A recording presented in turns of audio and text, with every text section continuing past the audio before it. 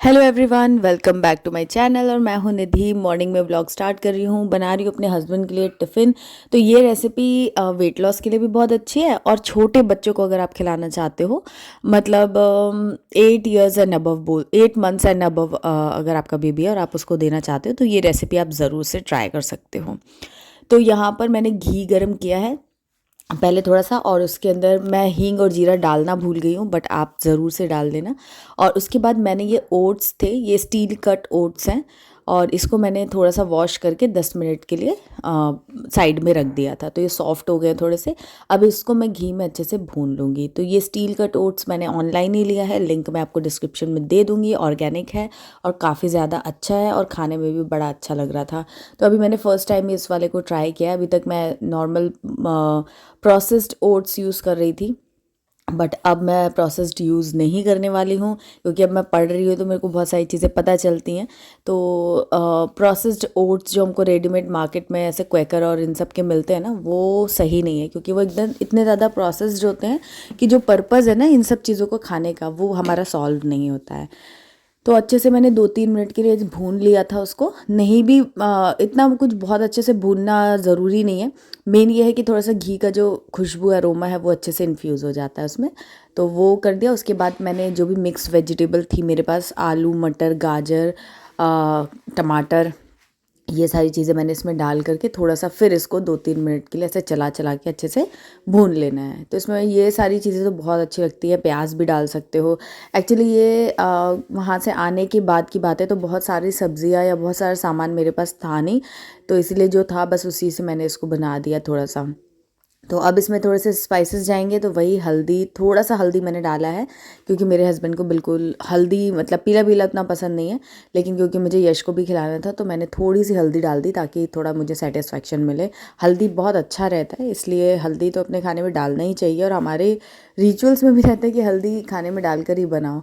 But कुछ चीज़ों में मेरे हस्बैंड को नहीं पसंद है। बट मैंने थोड़ी सी 1 चुटकी हल्दी डाल दी, थोड़ा सा धनिया पाउडर डाल दिया, थोड़ा सा नमक, और बहुत थोड़ी सी लाल मिर्च पाउडर डाला। हरी मिर्ची से भी आप बना सकते हो, बट मैंने नोटिस किया कि हरी मिर्ची डालते हैं ना तो खाना ज़्यादा तीखा हो जाता है, और उसके बीज जो स्प्रेड हो जाते हैं ना बॉईल होने के बाद, तो वो बीज जब मुंह में आते हैं तो टेस्ट भी ख़राब करता है, और बच्चों को तीखा बहुत लग जाता है। तो इसलिए मैं हरी मिर्ची की बजाय थोड़ा सा, बस हल्का सा लाल मिर्च जो है वो डाल देती हूँ। उससे थोड़ा सा एक, मतलब फीका फीका नहीं लगता है, और बहुत ज़्यादा स्पाइसी भी नहीं होता है। तो सारी चीज़ें अच्छे से धीमी आंच पे मैंने भून ली, और अब मैंने इसमें पानी ऐड कर दिया है। तो पानी ऐड करने का जो रेशियो है वो है 1 कप। अगर आप ओट्स ले रहे हो तो उसमें आपको 2.5 कप जितना पानी डालना है, और धीमी आंच पे सीटी लगानी है, क्योंकि ये स्टील कट ओट्स है ना, तो थोड़े हार्ड होते हैं, इनको कुक होने में थोड़ा सा टाइम लगता है, तो टाइम आपको देना पड़ेगा। तो मैंने इसमें 2.5 कप पानी ऐड कर दिया है, और उसके बाद तेज़ आंच पे 1 सीटी आ जाएगी, उसके बाद धीमा करके 2 सीटी और लगाऊंगी।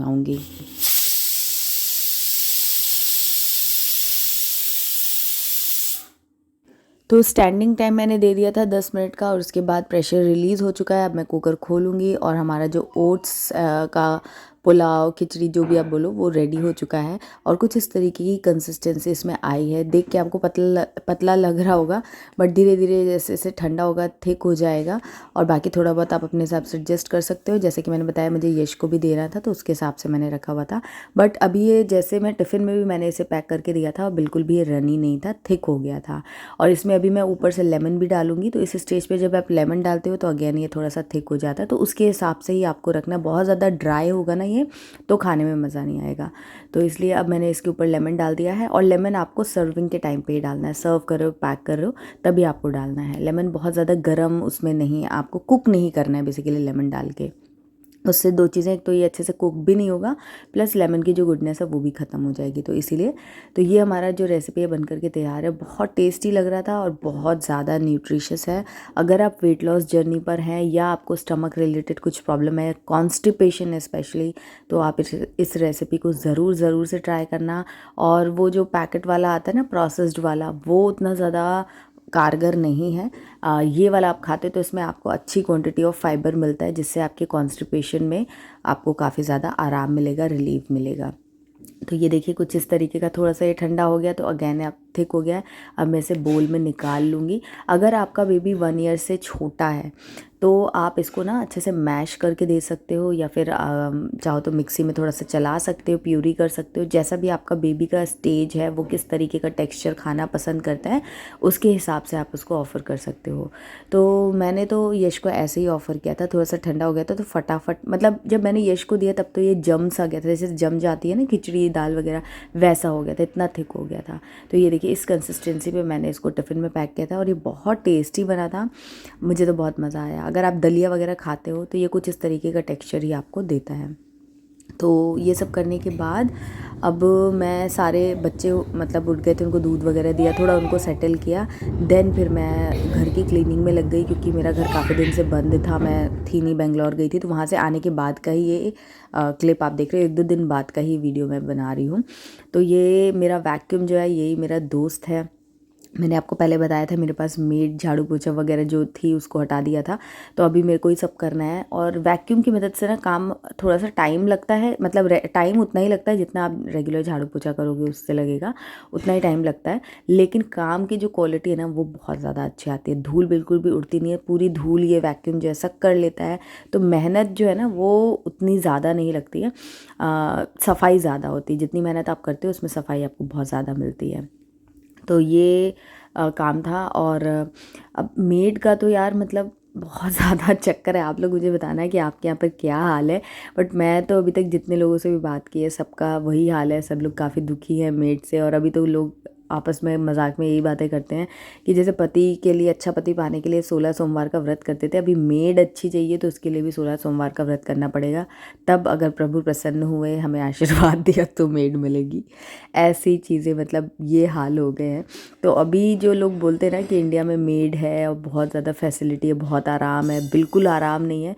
क्योंकि हमारे पास मेड नहीं, मतलब मेड का सिस्टम चल रहा है, इसलिए हमारे पास खुद मैनेज करने के सिस्टम नहीं अभी डेवलप हैं। फॉरेन में क्या मेड्स नहीं है, तो उनके पास उस तरीके की माइंडसेट ही उस तरीके का है, फैसिलिटी भी उसी तरीके की कि भाई खुद कैसे काम फटाफट किया जा सके।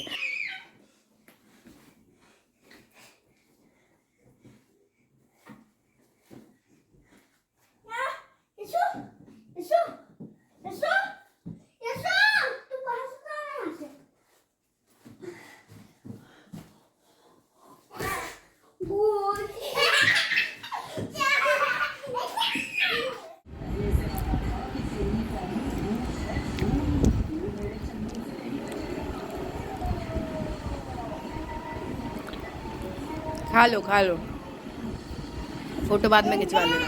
खाओ खाओ, कैसे खाते हो खा के दिखाओ। नहीं ये मेरा है, ये मम्मा का है, मम्मा को दो, मैं इसमें रखो। Thank you. अब आप अपना खाओ, पहले आप अपना खाओ।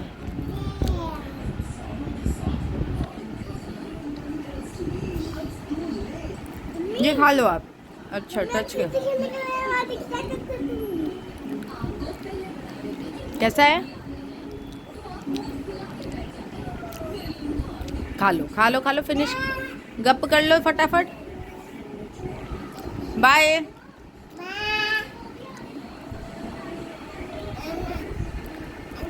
गंदा कर लिया ना सब कुछ।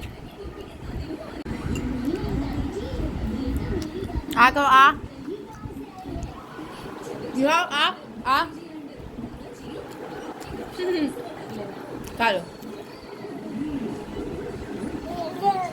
बस बस बस, गिर रहा है तुम्हारा, खाओ। गप कैसे करता है यीशु? ये ऐसे लिया और ये तुम भी करके दिखाओ। कैसा है, कैसा है यीशु? बल्ले बल्ले, बाय। तो आपने देखा यश जो है वो बिल्कुल भी बात नहीं सुनता है, अपनी चलाता है, अपनी मनमर्जी करता है। और उसे अब तो बिल्कुल भी वो मेरी बात नहीं, मतलब खाना मैं उसे अपने हिसाब से खिला ही नहीं सकती हूँ। वो खुद अपने हाथ से खाता है, गंदगी भी करता है और मुझे करने ही देना पड़ता है, क्योंकि वो सुनता ही नहीं है। तो अगर उसे खाना खिलाना है तो मुझे उसको ही देना पड़ेगा। तो इस तरीके से वो खा लेता है, सीख रहा है, सीख भी जाएगा जल्दी से। लेकिन जब तक नहीं सीख रहा है तब तक काम काफ़ी बढ़ जाता है। एनीवेज़ अच्छे से उसने खा लिया जो भी, थोड़ी उसकी डाइट कम हो गई क्योंकि वो खुद से खाता है तो खेलता ज़्यादा है, लेकिन सीख रहा है वो। तो अब खाना पीना करने के बाद मैंने उसे सुला दिया, फिर जब वो सोया तो मैं फटाफट से आ गई हूँ बर्तन वगैरह का काम करने के लिए। और मैं आपको जो बता रही थी कि फ़ॉरेन में और इंडिया में क्या डिफ़रेंस है, वो यही है कि वहाँ पर तो सारे अरेंजमेंट है कि खुद कैसे मैनेज करना है, लेकिन यहाँ पर क्योंकि सबको पता है कि हाँ काम वाली है वो कर देगी, तो अरेंजमेंट्स उस तरीके से एक्सेप्टेंस नहीं है। अगर कहीं डिश वॉशर या वैक्यूम वगैरह जो रोबोट वैक्यूम ये सब चीज़ें मतलब हैं, सुविधा है थोड़ी बहुत, लेकिन उतनी कॉमन नहीं है, उतनी कॉमनली एक्सेप्टेड नहीं है, एक्सपेंसिव भी है। तो उस चक्कर में क्या है कि हम लोग इंडिपेंडेंट नहीं हो पाते हैं। और सब लोग रखते हैं तो कहीं न कहीं वो माइंडसेट ही हमारा ऐसा हो गया है कि मतलब खुद से कैसे कर लें। और जो लोग करते हैं ना उनको हम ही लोग हैं मतलब ऐसे बोलते हैं अरे ये तो इतना, उनको मतलब उतना अच्छा फ़ील कराने के बजाय लोग लो फ़ील कराने लग जाते हैं कि यार इनके पास तो मेड नहीं है, ऐसा हो जाता है। तो ये इंडिया में बहुत बड़ी प्रॉब्लम है जो डायरेक्टली नहीं दिखती है बट इनडायरेक्टली बहुत ज़्यादा स्ट्रेस हम लोगों को देती है, बहुत ज़्यादा हमें डिपेंडेंट बना देती है लोगों पे, और फिर चिड़चिड़ मची रहती है। मतलब काम वाली को लेके घर में भी कच हो ही जाती है समटाइम्स। तो ये प्रॉब्लम है जो कि बाहर नहीं है। तो ये एक्चुअली में आराम नहीं है, ये प्रॉब्लम है। मुझे लगता है वहाँ पर ज़्यादा आराम है कि आप अपने हिसाब से खुद आप सेल्फ डिपेंडेंट हो। जब आपके ऊपर पड़ती है ना तो आप अच्छे से चीज़ों को मैनेज कर लेते हो, लेकिन जब तक आपको पता है कि कुछ ऑप्शन है तब तक आप उस ऑप्शन के हिसाब से बिहेव करते हो। तो इसीलिए मुझे थोड़ा सा ये प्रॉब्लम लगता है। आप मुझे बताना कि क्या आपके ओपिनियन है। और बस इन्हीं सब व्यस्तता के कारण मेरा आजकल व्लॉग भी प्रॉपरली आ नहीं पा रहा है। बहुत सारे लोग मुझे पूछे थे कि रूटीन व्लॉग कब से आएगा, तो मैं कोशिश कर रही हूँ। आप मुझे बताना ये व्लॉग आपको कैसा लग रहा है। और उसके बाद ये मैंने डिनर बनाया था, आज ज्वार की रोटी है, गोभी आलू टमाटर की सूखी लेस ऑयल वाली सब्ज़ी है, दाल है मूंग मसूर की, और मैंने मिर्ची थोड़ी सी फ्राई कर ली थी, और ये गुलाब जामुन मम्मी ने बनाए थे तो उन्होंने दिए थे। इतना सब काम करने के बाद भूख इतनी लग रही थी कि मैंने एक गुलाब जामुन भी अपनी प्लेट में रख लिया। और मेरे पास ना एक कमेंट कई बार आ चुका है और मैं वीडियो शेयर ही नहीं कर पा रही हूँ, ज्वार बाजरे की रोटी मैं कैसे बनाती हूँ। बहुत सिंपल तरीका है, तो वो भी मैं जल्दी ही शेयर कर दूँगी। थोड़ा सा रूटीन सेट हो जाए, वही थोड़ी सी दिक्कत चल रही है, लेकिन मैं जल्दी शेयर करूँगी। आप बताना आपने क्या खाया डिनर में, और आप कौन से मिलेट्स या कौन सी रोटी वगैरह खा रहे हो। उसके बाद 2-3 दिन के बाद का ये व्लॉग है। हम लोग गए थे सूरत, मुझे एक वेडिंग में जाना है तो उसकी शॉपिंग वगैरह करनी थी मुझे। तो मतलब वहीं जाने से पहले मम्मी ने ब्रंच में ये साउथ इंडियन प्लेटर बनाया था, तो उसके अंदर वही मसाला डोसा, इडली, उत्तपम, ये सब चीज़ें थी। और ये जो नज़ारा है ना राम मंदिर के लिए जो चावल और ये सब चीज़ें थी, अरेंजमेंट डिस्ट्रीब्यूशन था, उस दिन का है। तो यहाँ पर भजन वगैरह चल रहे थे, अभी आगे मैं आपको सुनाऊंगी। पूरा माहौल ही एक अलग है, एकदम बहुत ही अच्छा फील, एकदम दिवाली वाली फीलिंग आने लग गई है। ये चावल, पीले चावल जो अक्षत हैं अयोध्या से जो आए हैं, और इनविटेशन कार्ड यहाँ पर भी मिले हैं, हमारी टाउनशिप में भी मिले हैं। उसका तो मैंने वीडियो व्लॉग नहीं बनाया था क्योंकि जिस दिन मैं पहुँची थी उसी दिन आ गया था वो, तो उस टाइम तो मेरी हालत ही नहीं थी कि मैं कुछ वीडियो वगैरह बना सकूँ। बट ये मम्मी के घर पे आया था तो वो मैंने शूट कर लिया, फ़ोटो ही खींची है।